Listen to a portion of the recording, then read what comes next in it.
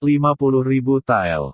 Dibutuhkan 50.000 tael untuk memelihara hati saja, dan harta spiritual hati benar-benar terbuka dan dibudidayakan secara ekstrim.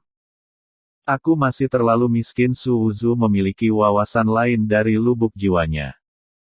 Berdiri, Su Wuzu dan Geng Yong mengucapkan sepatah kata, dan meninggalkan Daozong.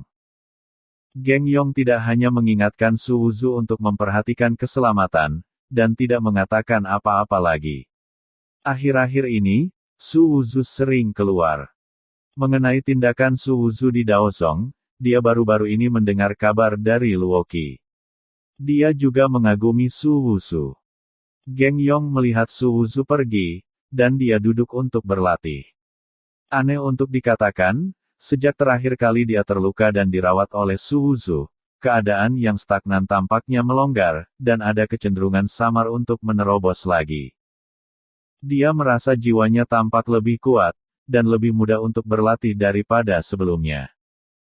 Su Wuzu berjalan jauh ke selatan dan berjalan ke gang sempit. Di satu sisi gang, ada sebuah rumah yang sedikit bobrok. Su Wuzu berdiri di depan rumah dan melihat ke dalam rumah. Di rumah itu, ada banyak anak tunawisma, ada lebih dari 20 besar dan kecil. Anak-anak tunawisma ini mengenakan pakaian compang camping, beberapa dengan wajah kuning dan kulit tipis. Pada saat ini, sekelompok anak-anak seperti itu duduk di sana dengan tenang, semua menatap ke depan dengan serius. Di depan, seorang gadis muda sedang duduk di papan kayu dan menulis berbagai karakter. Dia serius mengajar anak-anak ini membaca dan menulis. Gadis itu adalah Dai Yaoyao hari ini. Dia tidak mengenakan kemeja yang bagus, atau kemeja tipis yang gerah, tetapi satu set pakaian katun biasa. Tapi begitulah, tetap tidak bisa menghentikan kecantikannya yang memukau. Sebaliknya, gaun sederhana ini membuatnya lebih murni dan bergerak. Su Wuzu berdiri di depan pintu, menyaksikan Dai Yaoyao mengajar anak-anak tunawisma ini membaca. Dia mengajar dengan sangat serius, dan membacanya satu persatu. Kadang-kadang beberapa anak tunawisma salah belajar, dan dia memegang tangannya untuk mengajarinya menulis dan membaca. Dai Yaoyao tidak membenci orang-orang kotor ini, dia selalu tersenyum dan sangat ramah. Beberapa anak memang bodoh, tetapi dia juga bersusah payah mengajari mereka berulang kali. Pada saat ini, dia tidak memiliki sifat licik dan iblis di masa lalu. Sebaliknya, dia memiliki rasa kekudusan. Su Wuzu berdiri di luar untuk waktu yang lama, dan Dai Yaoyao mengajar untuk waktu yang lama. Senang mendandanimu dan makan enak.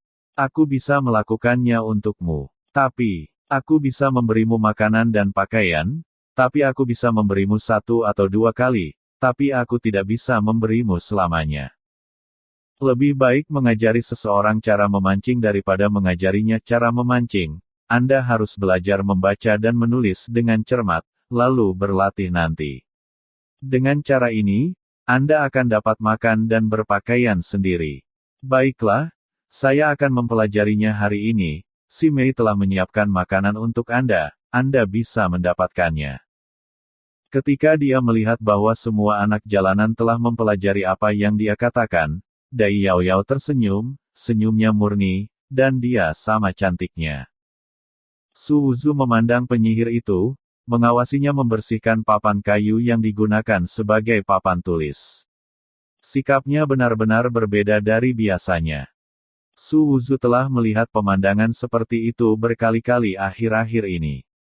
Penyihir jalan ajaib ini telah membawa pulang anak-anak yang tersesat dan mengajari mereka tanpa lelah. Siapa yang mengira bahwa ini adalah penyihir yang telah membuat jalan lurus yang tak terhitung jumlahnya tanpa rasa takut. Su Wuzu masuk, menemukan tempat di halaman untuk duduk, dan melihat ke dalam ruangan. Di dalam, si Mei membagikan roti kukus kepada anak-anak ini, dan ada sorakan dari anak-anak. Tampaknya kebahagiaan sesederhana roti saja sudah cukup. Semakin tua, semakin sulit untuk bahagia. Dai Yaoyao tiba-tiba berkata dengan senyum di wajahnya setelah mendengar tawa ini. Su Wuzu melirik Dai Yaoyao dan berkata, Itu bukan karena semakin tua Anda, semakin sulit untuk bahagia, tetapi karena semakin tua Anda, semakin banyak pengetahuan yang kita miliki dan semakin banyak keinginan yang kita miliki. Ya, Dai Yao Yao memandang Su Wuzu. Kamulah yang mengejutkanku. Su Wuzu memandangi wajah Dai Yao Yao yang lembut dan murni. Kamu ingin mengatakan bahwa aku seorang penyihir, tetapi dapat menampung mereka untuk melakukan perbuatan baik. Dai Yao Yao terkikik.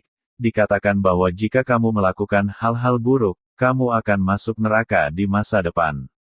Penyihir sepertiku, saya tidak tahu berapa banyak hal buruk yang telah saya lakukan. Untuk mengumpulkan beberapa kebajikan untuk diri sendiri, tentu saja Anda harus melakukan sesuatu yang baik, agar tidak masuk neraka dan hidup sangat keras di masa depan. Su Wuzu tersenyum dan tidak menjawab kata-kata Dai Yao Yao. Setelah Si Mei membagikan makanan kepada anak-anak, dia berjalan keluar. Si Mei sangat montok, dengan gaya lotus stepping, pinggangnya yang sempit dan ramping memamerkan, dan tentu saja dia juga menunjukkan keagungan dadanya yang luar biasa. Dia memiliki rasa keakraban. Tuan Si Mei membungkuk dan menuangkan teh untuk Su Wuzu dan Dai Yao Yao. Melirik Si Mei, dia mendapatkan darah asli, kekuatannya meroket, dan ada fluktuasi energi spiritual di tubuhnya, jelas melangkah ke alam bawaan. Gunakan pelayanmu untuk membantuku merawat anak-anak liar yang kotor ini, kamu tidak akan hanya membenci pelayanmu, kan? Dai Yao Yao memandang Su Wuzu dan terkikik. Su Wuzu tidak menjawab kata-kata Dai Yao Yao. Kamu bahkan belum mulai makan kol yang harum. Aku merasa jika kamu tidak bisa melakukannya, kamu akan tidak menyukainya. Dai Yao Yao mendapatkan kembali sifat penyihirnya. Namun, wajah Si Mei merah karena kata-kata ini, dan dia terlihat semakin menawan ketika dia berdiri di samping. Oh, tapi itu benar, bagaimanapun juga, di sini tidak nyaman. Di mana begitu banyak anak, apakah Anda ingin saya mencarikan tempat untuk Anda? Dai Yao Yao memandang Su Wuzu dan bertanya. Oke, Su Wuzu menjawab Dai Yao Yao dengan dua kata. Benar saja, itu bukan hal yang baik. Dai Yao Yao memalingkan wajahnya dalam sekejap, menatap Si Mei dan berkata, jangan biarkan dia mendapatkan keinginannya, tetaplah di halaman ini dan lihat dia malu untuk main-main. Depan anak-anak. Wajah Si Mei menjadi semakin merah, dan pipinya mengeluarkan darah seperti mawar, yang bisa dihancurkan dengan meniup peluru. Ada apa? Tepat ketika semua orang mengatakan ini, Yu Feng masuk dari luar, mengambil teko, dan mulai minum, tidak tahu sudah berapa lama dia haus. Su Wuzu dan Dai Yao Yao melihat teko teh dan dimanjakan olehnya seperti ini. Tanpa memikirkannya, mereka langsung menendang pria itu. Apa? Yu Feng bereaksi sangat cepat, melompat untuk menghindari pukulan, tetapi teko di tangannya bergetar, menumpahkan teh ke seluruh tubuhnya. Kamu memiliki kehidupan yang baik baru-baru ini. Dai Yao Yao menyipitkan mata pada Yu Feng. Berbicara tentang ini, Yu Feng langsung lupa tentang ditendang sekarang. Dia memiliki senyum di seluruh wajahnya. Hari-hari ini, dia seharusnya tidak terlalu nyaman. Menggunakan Wen Yaji untuk pergi ke sekolah, bunuh iblis darah secara bela diri. Ditambah dengan beberapa metodenya, banyak orang di Jicheng berpikir dia adalah seorang pahlawan. Terutama lusinan prajurit, pada saat ini, mereka semua kembali ke hati mereka, dan dia benar-benar menjadi pemimpin mereka.